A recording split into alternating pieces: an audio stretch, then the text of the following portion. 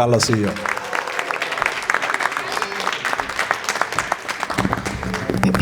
السلام عليكم ورحمة الله تعالى وبركاته. الحمد لله رب العالمين وصلى الله على سيدنا مولانا محمد وعلى آله وصحبه وسلم. أما بعد، أولا إلهي سبحانه وتعالى يا مهضر نصناتي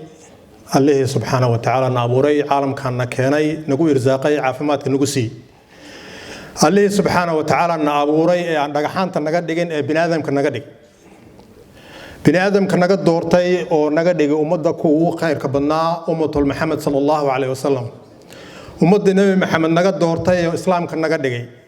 إسلام كان نقد دورتي وصومالي نقدين لوالالي الله سايا مهضر نصناتي intaas kadib waxaan rabaa inaan u mahad celiyo dadka walaalaha oo ugu horeeyay walaashay Suhuur iyo inta la shaqeynaysay oo noo diyaarisay munaasabadan qiimaha badan iyo qaayaha badan nagu soo dhaweysay magaalada Boros inaan u mahad celiyo kadib inaan u mahad celiyo dhammaan dadka walaalaha ee meelaha fog ka yimid ee waqtigooda soo huray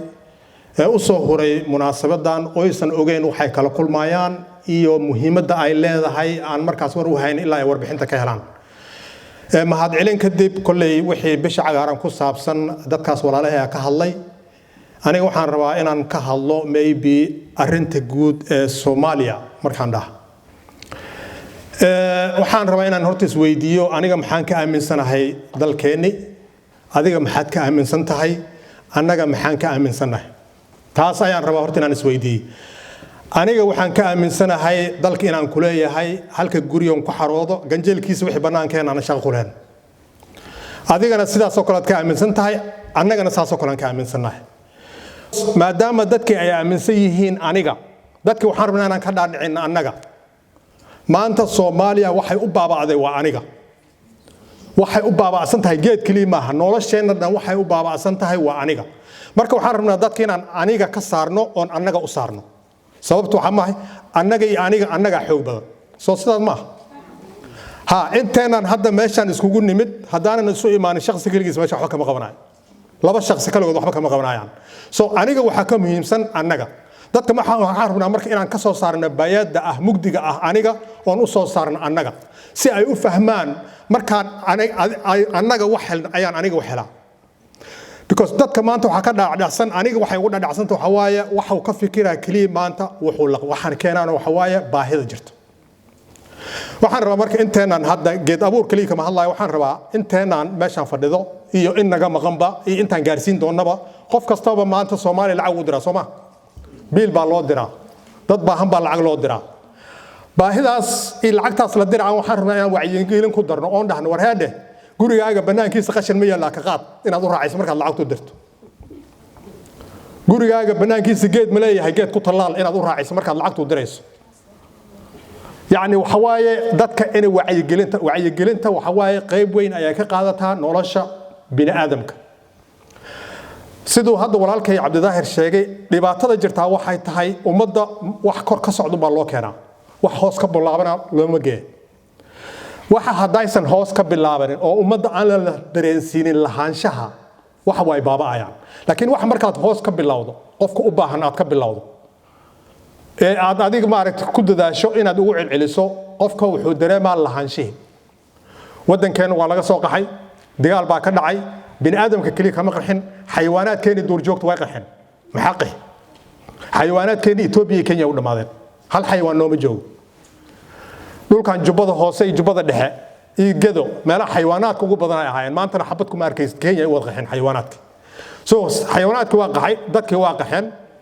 geedihiina waa la qaxay sidoo hadda walaalkay sheegay meesha digirta laga dhoofin jiray dhuxul laga dhoofinaya soo geedihiina waa la qaxay dhulkii marka dad male xayawaan male geedna male yaa ku noolaana marka xayawaanka dad la'aan ma noolaan kara dadka xayawaan la'aan ma noolaan karaan dadka geed la'aan ma noolaan kara geedihi dad la'aan ma noolaan karaan waa la isku nool yahay soo wixii oo dhan way baabeen marka wixii baa la rabaa marka in dib loo soo wada nooleeyo geedaha kaliya ma aha waxa la rabaa in la nooleeyo waxa la rabaa in loo nooleeyo waa geedaha waa xayawaanka waa dadka laftooda ma noolo dadku way joogaan way nool yihiin naftooda ku jirtaa laakiin ma noolo qofka markuusan dareen bini aadamnimo oo wadaninimo lahayn ma noolo soo dadka ruuxdooda in la nooleeyo waa adiga hadda lacagtaad dirayso qofka jismigiisa ku nooleynaysaa ruuxdiisa ma soo qofka markaad jismigiisa nooleynayso $100 dirayso ruuxdiisina nooleeyo wacyigelin u raacay wacyigelin u raacay soo waxaan rabnaa marka noloshaas dhan in la soo qaado nolosha bini aadamka dadkaas walaalaheen oo dhan in la soo qaado sidoo hadda walaalkay sheegay annaga waxa waaye dareenka waa ugu dambeeyaa laajina waa maxay waxaan ku dhex jirnaa dad ajnabi ah that is why jaceelkan waxa nagu abuuray waa taas soo maadaama annaga aan isjecelnahay annaga dareenka uu nagu jiro dareenkaas aan rabnaa inaan dadkeena wax ka gaarsiino dareenkaas aan rabnaa dadkeena inaan wax ugu qabanno dareenkaas aan rabnaa annaga inaan wax ku wada qabsanno soo markii la leeyahay marka qof walbo geed abuur markii la leeyahay geed abuur kaliya maaha waxaad ku daraysaa geedka inaad abuurto waxaad ku daraysaa qofkaad lacag u diraysaa inaad wacyi geliso waxaad ku daraysaa qofka deriskaaga oo hadda meeshaan joogin inaad gaarsiiso soo qof kasta oo meeshaan fadhiya bisha cagaarun ambassador u yahay wixii hadda ka dambeeya